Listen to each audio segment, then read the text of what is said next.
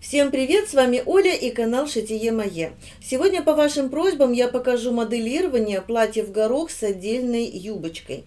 Давайте для начала рассмотрим фотографию.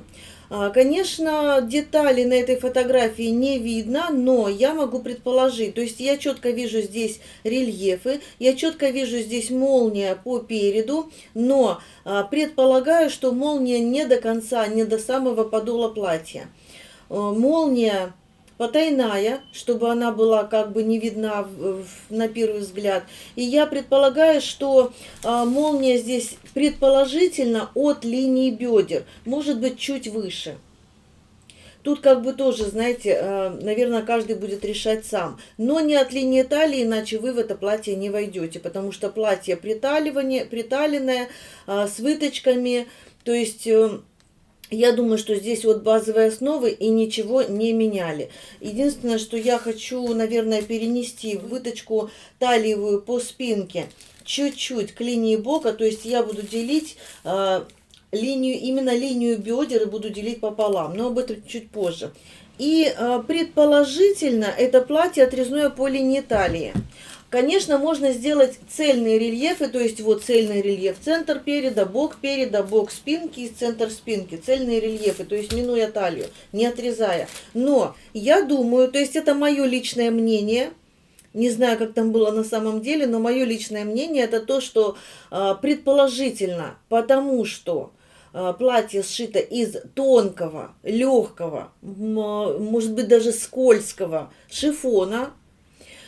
И, естественно, платье продублировано полностью подкладкой. И я думаю, что для удобства сшивания, для того, чтобы детали не перекашивали, сделали отдельные детали. То есть, ну, представьте себе, мы конечно, еще пока нет рельефов, но мы сейчас просто обсуждаем, да. Значит, смотрите, вот у нас выточка, вот здесь у нас будет проходить рельеф, выточка нагрудная перейдет вот сюда в рельеф, и вот он будет у нас рельеф центр переда. И вот так мы его отрезаем, то есть вот такой кусочек у нас останется. Его проще продублировать из подкладочной ткани, его проще вот так застрочить полностью по краям. Далее мы делаем то же самое с боковой частью полочки, то есть от линии талии вверх вот эта часть полочки. То же самое мы делаем с боковиной спинки и с центром спинки. То есть вот смотрите, отдельные маленькие такие детальки. Ну и то же самое от линии талии вниз у нас получится 4 детали юбочки. То есть нам проще будет вырезать каждую, продублировать из подкладки, прострочить или прометать ее каждую, вот так, каждую, а потом сразу два слоя сшивать вместе. Это будет, ну, это мое предположение, да, это будет намного удобнее, то есть так работать с шифоном. Вот, то есть это мое предположение, именно из-за этого делается разрез по талии. Возможно, я неправильно говорю, возможно, это было не так, возможно, заявлено как автором этого платья, но я предполагаю, и мне кажется, это удачное решение проблемы, если мы работаем с шифоном. Ну и теперь давайте перейдем к самому моделированию, и перейдем мы, наверное, сразу, то есть начнем мы со спинки. Значит, ну я там вижу, вот так я положу к себе платье, то есть, да, платье, чтобы я видела, да, ну предполагаю, что горловина немножечко расширена, чуть-чуть, но я бы убрала, допустим, до 2 сантиметров, ну давайте возьмем 1,5 сантиметра. Вот от высшей точки плеча, вот сюда откладываю 1,5 сантиметра, лучше, наверное, сразу маркером, вот 1,5.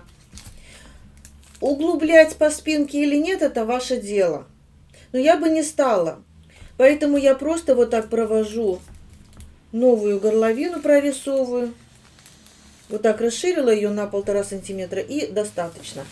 Теперь, что касается центра спинки. Центр спинки я бы все-таки... Смотрите, вот у меня центр спины, а вот оно мое приталивание по центру спины. И я бы его оставила, то есть полностью все выточки я сохраняю по базовой выкройке основе. К базовой выкройке у нас прибавка к общим обхватам 6 сантиметров. Этого достаточно Это только на свободу 6 сантиметров. Учитывайте, да, что вам еще нужно будет делать прибавки на швы. Кстати, платье у меня, выкройка у меня короче, чем платье. Длину вы определяете себе сами. Выше колена, до колена, даже может быть ниже колена. Это уже ваше дело. То есть у меня вот линия бедер, от линии бедер уже вы продляете линию дальше. Теперь, что касается плечевой линии. Она у нас остается шириной такой же, хотя можно сделать и уже, но я бы оставила ее такую же. Единственное, что выточку плечевую я бы перенесла немного к пройме. Значит, смотрите, от проймы я откладываю 6 сантиметров, ну, может быть, 4, 7 сантиметров, как вам хочется. Ну, вот я решила, что лучше, самое такое оптимальное, 6 сантиметров. Но от этой точки сразу к выточке я не веду. Мне нужно вести, чтобы вот здесь была красивая параллельная линия по линии проймы. Я пройму менять не буду, только немножко углубим. Значит, чуть-чуть ниже я откладываю тоже 6 сантиметров. Сюда 6, сюда 6. И еще немного вот так 6. И дальше я пока здесь остановлюсь. Вот она моя линия. Это начало моего рельефа, да, значит, вот эту выточку я переношу сюда, ну, смотрю, у меня здесь 1,2 выточка по факту, выточку мы сохраняем, вот она у нас, допустим, да, но пока я вот этой выточки я не веду, я хотела ее перенести ближе к центру, но к центру не по талии, а по бедрам. То есть, если мы вот эту выточку сохраняем на месте, мы ее продляем вниз, у нас получается от центра спины до рельефа у нас получится 2 детали уже, а от рельефа до бока у нас получится 2 детали шире. Ну вот мне, допустим, не нравится такой расклад, поэтому именно из-за этого я делю пополам 1/4 бедер, вот она у меня пополам. Смотрю, сколько у меня здесь получается, 13,5. Значит, 13,5 я переношу вот сюда, вот она моя выточка, да, переношу вот сюда. И эту часть тоже, вершину переношу. И так, провожу прямую. И это у меня будет центр моей выточки, вот он. Так, провожу дальше, потому что это будет рельеф. То есть я ее провожу дальше до самого низа. Дальше, вот она моя точка. От этой точки вверх плавненько переходим вот к этой выточке, да, к этому рельефу. Вот так. То есть мы здесь все это выравниваем, плавненько все это. Сейчас я уберу вот эту вот гадость, которую я сейчас нарисовала. Немножечко исправим ситуацию, чтобы было понятно, да, вот он центр, вот он выточка. Вот она, вот она. То есть так будет понятнее, потому что немножко я здесь жирно нарисовала своим жирным маркером. Измеряю выточку. 3 сантиметра моя выточка. Значит, от центра, вот он уже идет мой центр. От центра в одну и в другую сторону я откладываю по 1,5. И прорисовываю новую выточку. Я ее уже делаю сплошными линиями, чтобы она у нас отличалась, да, от предыдущей, которую мы будем игнорировать, чтобы не сливались линии. Можно было, конечно, другой маркер, но у меня закончились, остались только синие. Вот получается, что мы вот здесь вырезаем.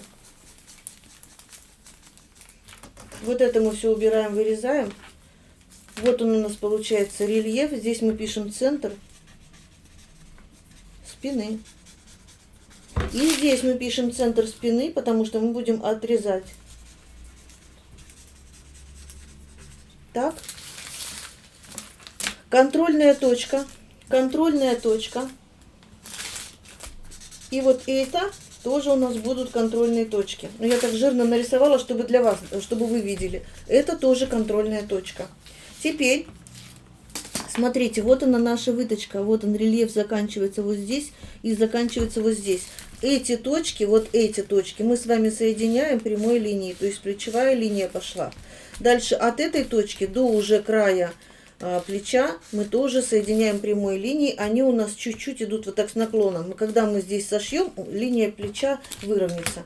Далее, я бы для этого платья не сильно бы углубляла пройму, но и не оставляла бы ее как по базе. То есть хочется, все-таки лето, хочется немножко свободы. Я бы углубила на 1-1,5 сантиметра, ну не больше.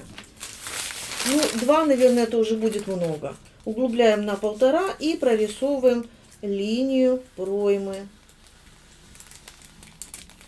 Не делаем ее более открытой, то есть не так вот мы ее проводим, а именно вот так, более такая закрытая линия проймы. Боковая линия, я бы ее оставила на месте, то есть не расширяла, не уменьшала, вот как по базовой выкройке. То есть боковую линию мы с вами прорисовываем такую, какая она у нас есть. Ну и дальше, опять же, ниже, насколько вам нужно. Если вам нужно делать трапецию, то от линии бедер чуть-чуть можно расклешить к низу. Прям совсем-совсем чуть-чуть. В принципе, спинка у нас готова. Мы можем подписать, что вот это бок спинки. И еще раз бок спинки, потому что будем отрезать по линии талии. Ну и это понятно, да, вот так вот делаем стрелочки, что это будет, ну, в принципе, тут понятно. Контрольные точки нарисовали, все прорисовали. Теперь мы переходим с вами на полочку. И сразу на полочке расширяю на 1,5 сантиметра горловину. И что касается углубления, углубляем от базовой выкройки вниз на минимум на 8 сантиметров. Это будет такая самая-самая-самая маленькая, аккуратненькая V-образная горловина. Мы можем опуститься на 12 сантиметров, на 15 сантиметров, как вам вздумается. Ну, допустим, мы возьмем 12 сантиметров, допустим. Дальше, что касается выреза самого, да, вот этой линии, я бы не стала делать ее под линеечку. Я бы сделала ее чуть-чуть, слегка такой мягкой. Вот я сейчас прорисую и положу линеечку, посмотрите, что получится. Прям совсем-совсем чуть-чуть. Вот, прорисовываю. Она вроде бы прямая, но не под линеечку. Смотрите, прикладываю линеечку. И вот получается, ну, примерно где-то до 1 сантиметра. 0,5-0,7, да, вот этот вот выгиб, можно сказать. Дальше, так как у нас будет молния по переду, потайная молния, мы делаем прибавку примерно 1,5 сантиметра. Но вот эта линия должна быть по прямой. 1,5 сантиметра сюда. От центр полочки. Здесь тоже пишем центр полочки. Так. Сразу напишем здесь бок полочки. И здесь бок полочки. Сейчас еще выточку будем переносить. Кстати, выточку по переду мы оставляем на месте. Я ее сейчас прорисовываю пожирнее.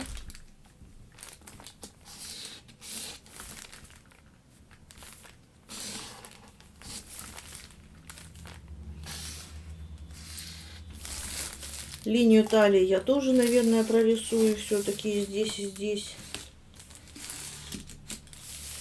И это у нас будет контрольная точка, линия талии. Здесь у нас тоже будет контрольная точка по боку.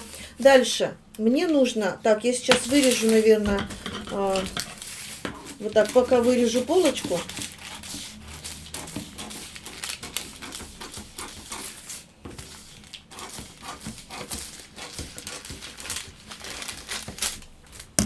Кстати, смотрите, ну, во-первых, боковая линия у нас остается на месте. Я пока ее не пририсовываю, потому что, когда я буду сейчас соединять выточку, возможно, у меня здесь будет какая-то погрешность. Что я хотела сказать? Если вы делаете вот эту линию прямую по спинке от линии бедер вниз, тогда и по переду вы тоже делаете то же самое. Если вы делаете трапецию, вы точно такую же трапецию должны сделать по переду. Теперь я спинку пока убираю, мы ее потом разрежем обязательно. Так, во-первых, мы с вами откладывали 6 сантиметров от проймы. Значит, здесь мы делаем то же самое, чтобы у нас сошлись вот эти линии. То есть мы будем делать волан, и они у нас должны сойти. Здесь 6 сантиметров, чуть-чуть откладываем тоже 6 сантиметров. И здесь тоже 6 сантиметров, то есть несколько меточек 6 сантиметров, чтобы была параллельная линии проймы. Так, мы здесь откладывали 1,5 сантиметра вниз, то есть повторяем здесь тоже, прорисовываем линию проймы. Повторяю, можно ее оставить как по базовой выкройке, но я думаю, что лучше, конечно, все-таки шифон, ткань такая достаточно плотная, если будет вырезаться, будет некрасиво, то есть неудобно. Дальше, от этой точки сюда мне нужно провести соединительную линию, но я опять же говорю, под линеечку я бы не советовала. Так, веду, и она вот такая вот плавненькая. Возможно, она получилась под линеечку. Ну нет, все-таки на 1-2 миллиметра есть отклонение. Хотя у меня такой жирный маркер, что непонятно. Так, плечевую линию я прорисовываю, она у нас остается на месте, мы ее не меняем. Дальше я разрезаю выточку. Можно, в принципе, ее вообще вырезать. Выточку нагрудную. Можно вырезать пройму.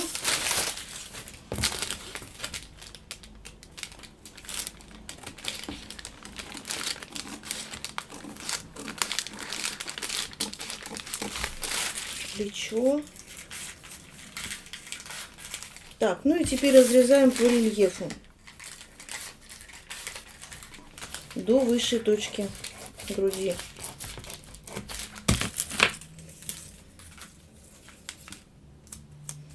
И соединяю раствор выточки. То есть соединяю раствор выточки в боковом шве, и она у меня открывается в плечевом шве. Таким образом мы получаем с вами рельеф.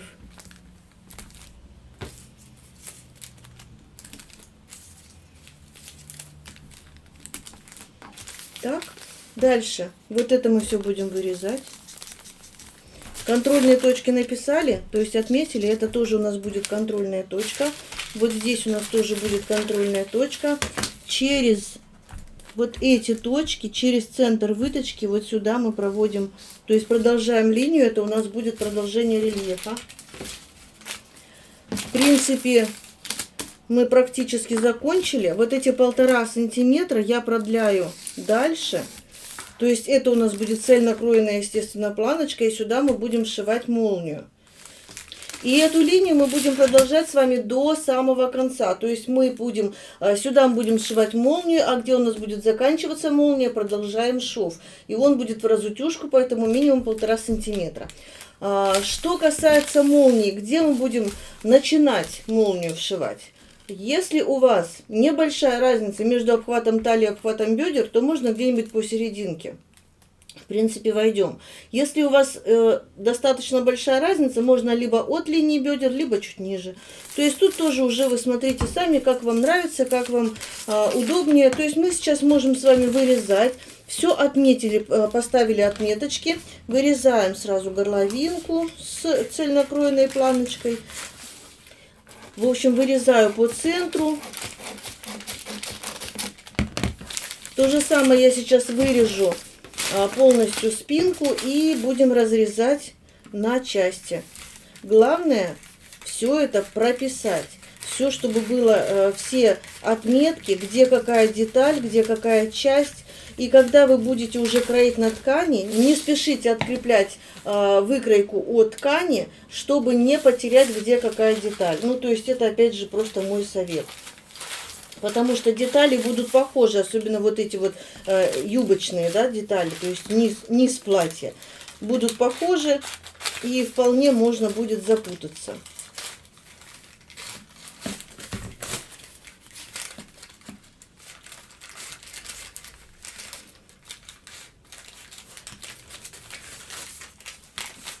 Итак, я вырезаю выточку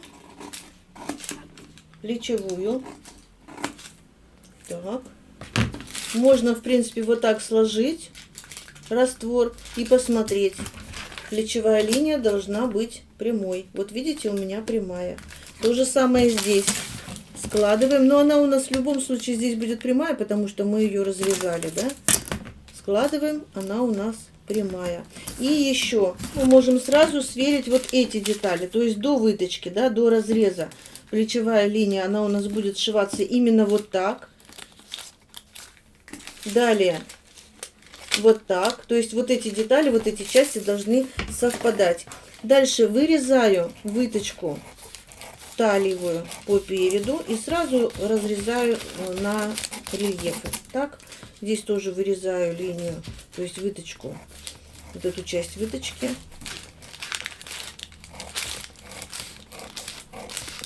Линии должны быть плавные, проверьте. Вот эта линия должна быть максимум прямая, то есть у нее не должно быть вот так вот угла.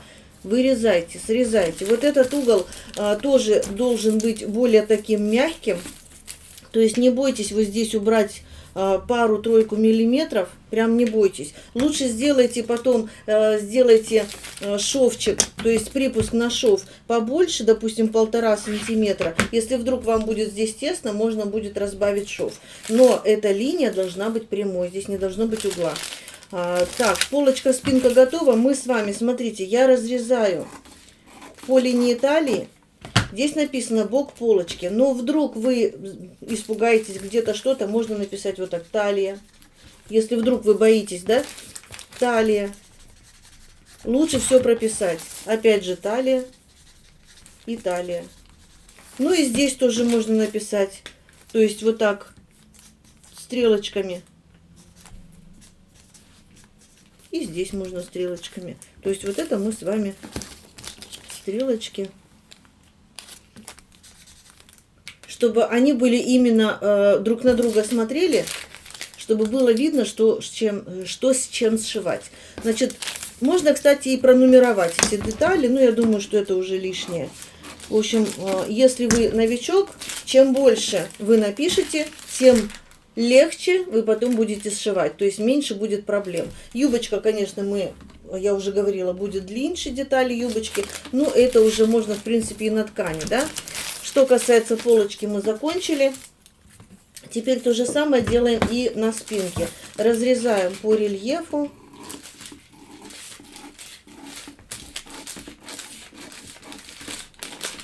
Вырезаем выточку. Дальше по рельефу. Обратите внимание, все линии плавные. Даже если у вас сейчас будет какой-то тут уголочек, то когда вы будете выкраивать на ткани, вы в любом случае будете делать прибавки на шов, припуски, и у вас в любом случае все эти швы смягчатся. Значит, здесь мы написали центр спины, сюда мы напишем, ну вот у меня здесь стрелочка, можно в принципе написать, да, контрольные точки обязательно, можно написать, что это у нас рельеф спины, рельеф спины, и то же самое там на полочке.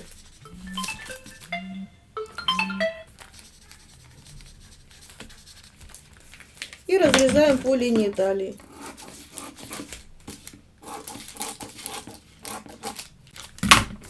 Ну и в принципе все. Как мы это сшиваем? Я в двух словах расскажу, как мы это сшиваем. И после этого я покажу, как сделать волан. Как легко просто сделать волан, без всяких, можно сказать, прибамбасов. Значит, смотрите, что мы делаем, как мы это сшиваем. Ну, естественно, мы это сшиваем сначала талия с талией. Так, у меня здесь уже все перепутано. Вот, талия с талией мы сшиваем сначала, да, чтобы у нас получились цельные длинные детали. Опять здесь у нас талия с талией мы сшиваем. Давайте мы теперь будем уже склеивать. То мы разрезали, теперь склеиваем. Как мы сшиваем. Я вот так вот, чтобы было видно, вот так делаю поперек. Чтобы вы видели, да, то есть здесь мы уже сшили по линии талии.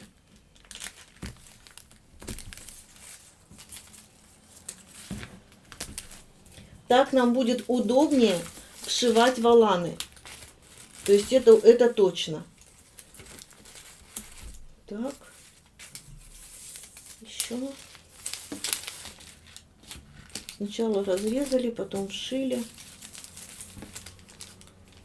Смотрите, я не сказала, вы вырезаете все детали из основной ткани. Далее вы вырезаете все детали уже по тем вырезанным деталям, лучше вырезать, да. Вы вырезаете детали подкладочные. Далее вы прометываете каждую вот так деталь, каждую прометываете. Прям вот все срезы вы сметываете подкладку с основными деталями. Так будет удобнее сшивать вам ваше платье. Почему? Потому что ткань шифон это, ну, не просто ткань, это очень такая капризная ткань, и тем более, если ставить подкладку, ну, может перекосить. Поэтому именно такой крой будет более вам давать, во-первых, он даст вам плотность швов, То есть у вас, даже если какие-то неприятности, есть какие-то особенности фигуры, то вот этот крой, именно этот крой скроет некоторые ваши неприятности. Поэтому вот советую. Значит, и после этого, когда вы все сметаете, вы сшиваете детали вместе. То есть у вас тут не получится делать шов внутри. Можете, конечно, обрабатывать швы на оверлоке, то есть это не минус. Можно, конечно, закрывать каждый шов бейкой, что придаст еще более жесткости и плотности швам. То есть, ну вот, рельефом и спрячет, скроет ваши неприятности еще больше. Поэтому вот так. Значит, сшили по линии талии. Дальше мы с вами разворачиваем вот так.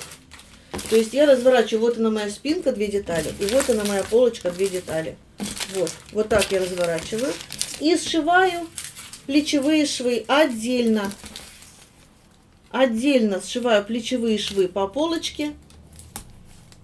И отдельно сшиваю плечевые швы по спинке. Зачем так делать? То есть у вас вот получится двойная деталь сплошная по спинке, я имею в виду двойная, уже собрана с подкладкой. И двойная деталь по полочке, тоже собрана с подкладкой.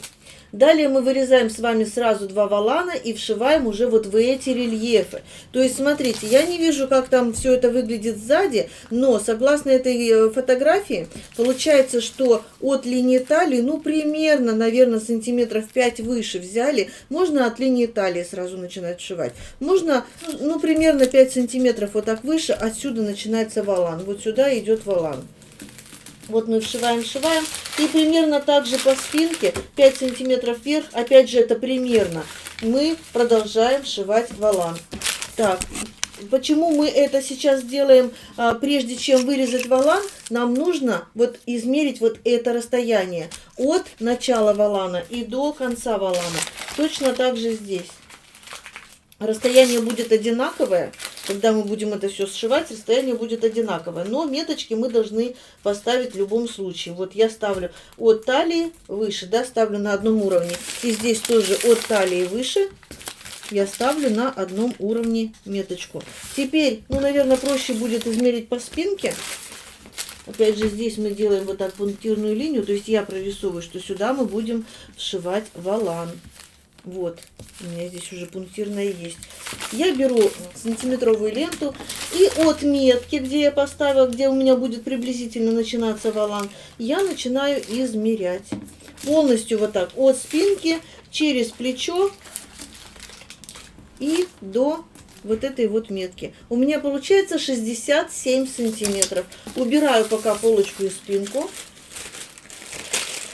Беру, вот у меня приготовлен кусочек кальки. Почему мятый? Потому что помяла специально, чтобы не скатывался, чтобы не скручивался и мне не мешал. Значит, беру длинную линеечку. Так, ну примерно по центру, приблизительно по центру бумаги. Так, ну я скажу, сколько у меня бумаги, но у меня здесь слишком много. Я думаю, что будет, можно будет поменьше. У меня 62 на... Так, 67, да, у меня будет... Так, здесь у меня на 81. Значит, у меня длина волана будет 67. То есть мне нужно 67. Вот. Приблизительно я рисую себе 67 сантиметров волан. Но это мы на бумаге. Не забывайте, что когда мы будем кроить на ткани, будет у нас припуск на шов. То есть обязательно и сюда тоже будем добавлять. Так, я прорисовываю прямую линию. От метки до метки, 67 сантиметров у меня получился волан.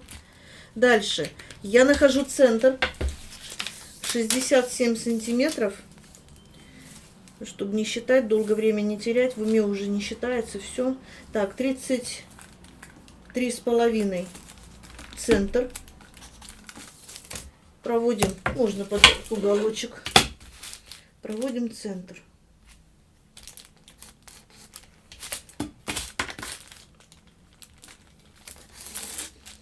А теперь определяемся с шириной волана. Что у нас получится? Ну, я приблизительно смотрю на фото, приблизительно, если от приблизительно центра плеча и ниже, да, ну вот мы берем, допустим, с вами от центра плеча и ниже, ну какую вы хотите ширину волана. Ну у меня вот получилось 18 сантиметров. Давайте сделаем 18 сантиметров широкий волан и, ну, минус 3 сантиметра будет у нас, который выше, то есть второй волан сверху, 15 сантиметров. Здесь 18, здесь 15. То есть мы сразу от центра в одну и в другую сторону будем прорисовывать два волана.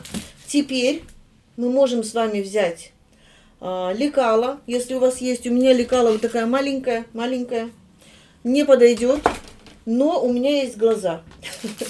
Я прорисую с одной стороны, то есть вот смотрите, вот она моя вся линия, весь волан мой, вся длина. Но я буду прорисовывать с одной стороны, потом вот здесь я складываю пополам и прорисовываю, то есть или вырезаю другую сторону. Можно сначала карандашиком прорисовать линии. Какая-то должна быть линия. Вот здесь нам нужно, чтобы был прямой угол. Здесь нам нужно, чтобы был прямой угол, то есть какая-то часть будет по прямой. Отсюда мы можем подняться сразу вот так выше, то есть мы не можем вот так вот делать, да, а сразу вот так вот выше пробираемся, вот так, и до этой линии. То есть мы прорисовываем линию такую, какая нам нравится, но, опять же повторяю, вот здесь должно быть по прямой, а здесь не должно быть слишком узко. Здесь должно быть примерно вот, в общем, тут на глаз. То же самое мы прорисовываем здесь. Здесь у нас будет по прямой. И здесь мы поднимаемся практически сразу. И вот так вот плавно подходим к этой линии. Так, дальше я соединяю, складываю именно по этой линии, где у нас центр волана.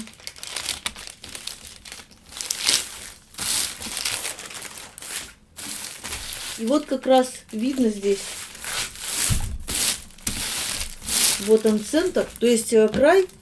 И у меня, ну, видно через кальку, видно, что соединились края. Значит, я правильно все это измерила.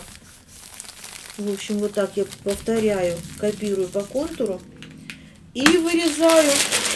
Мы можем прорисовать с вами, то есть написать, это у нас будет маленький, а это большой. Вот так. Вырезаем оба волана по центру, тоже разрезаем.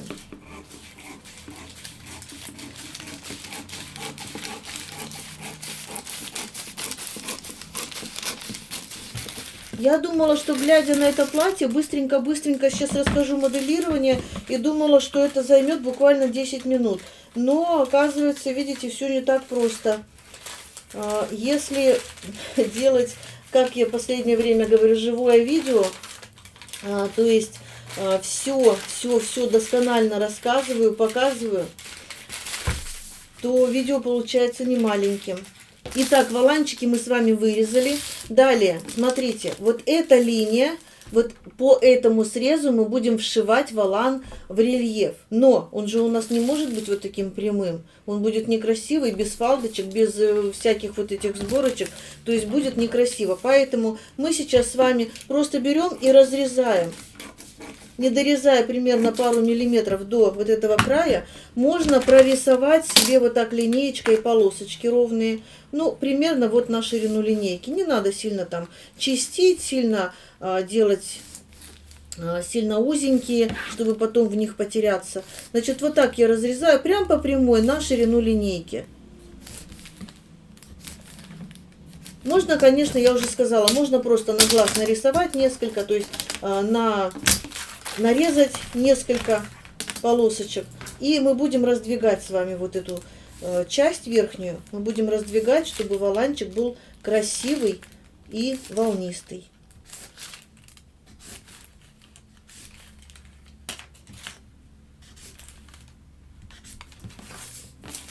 Прорисовали. Разрезаем.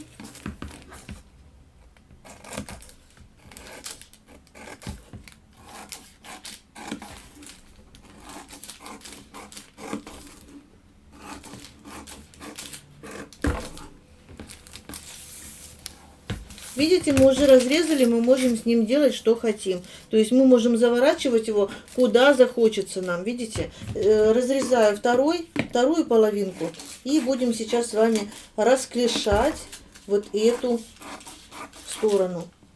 Будем делать красивый волан.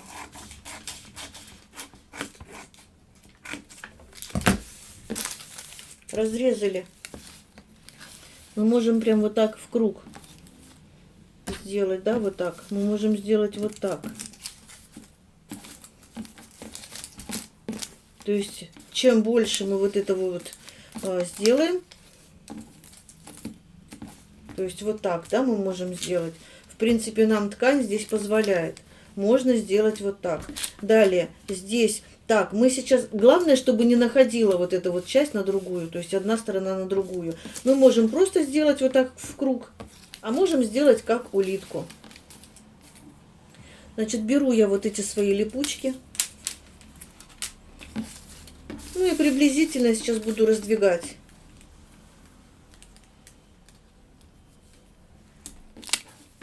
И вот так я сейчас буду раздвигать приблизительно на одно и то же расстояние.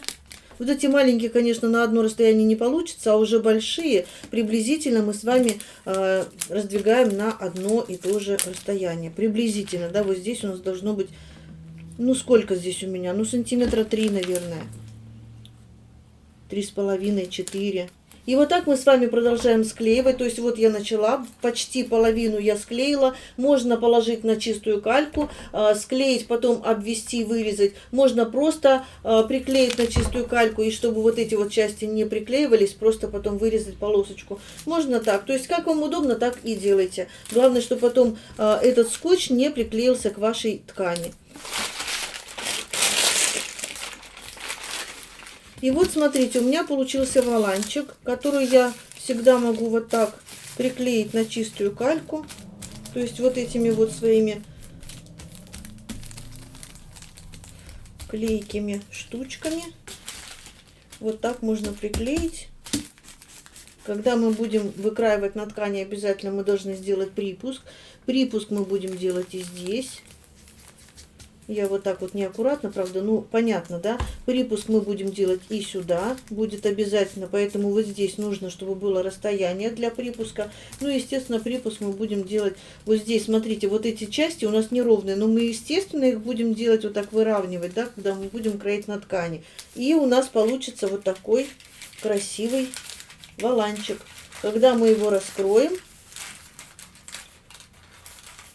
развернем, то есть мы вошьем, развернем, из ткани у нас получится, здесь где-то будет косая линия, потому что мы кроим по кругу, получается, да, и получится очень красивые фалды. А вырезали мы всего лишь вот такую прямую, можно сказать, линию. Вот, смотрите, вот такой вот воланчик у нас получится. Сейчас, конечно, не видно, потому что у нас полосочки нарезаны, но фалдочки будут красиво смотреться. И теперь, смотрите, естественно, делаем то же самое со вторым воланом. Берем наши рельефы, полочка, спинка. Они у нас уже подготовлены, уже сшиты по плечевым швам, сшиты по линии талии. Теперь мы берем с вами волан. Вот от метки, вот она у нас метка, да, выше линии талии 5 сантиметров. Ну, это примерно. И начинаем вот так сшивать. Сначала мы сметываем, то есть вот так мы полностью по срезам сметываем, приметываем волан к одной детали. Далее мы накладываем вот так лицом к лицу уже вторую деталь, то есть спинку к полочке или полочку к спинке, неважно. И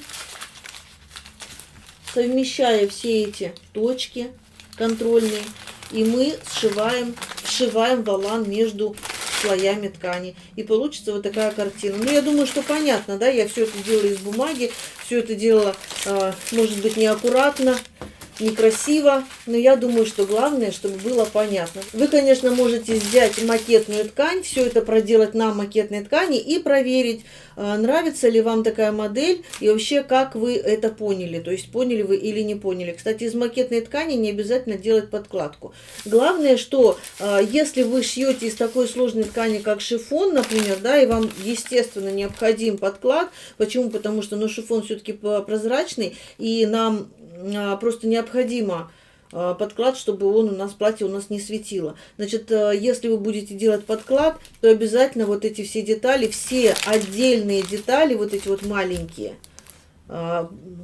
верхняя часть спинки, нижняя часть спинки, верхняя часть полочки, нижняя часть полочки, мы дублируем из подкладки и прометываем, сметываем каждую деталь отдельно. Что касается отдельной юбочки, ну, я думаю, что это просто юбка полусолнце. Глядя на фотографию, я думаю, что это юбка полусолнце. Может быть, это солнце, то есть это опять же на ваше усмотрение. Это может быть трапеция. Я имею в виду не то, что я вижу, а просто как бы варианты, да, вам даю. Если, допустим, у вас нет ткани на полусолнце, на солнце.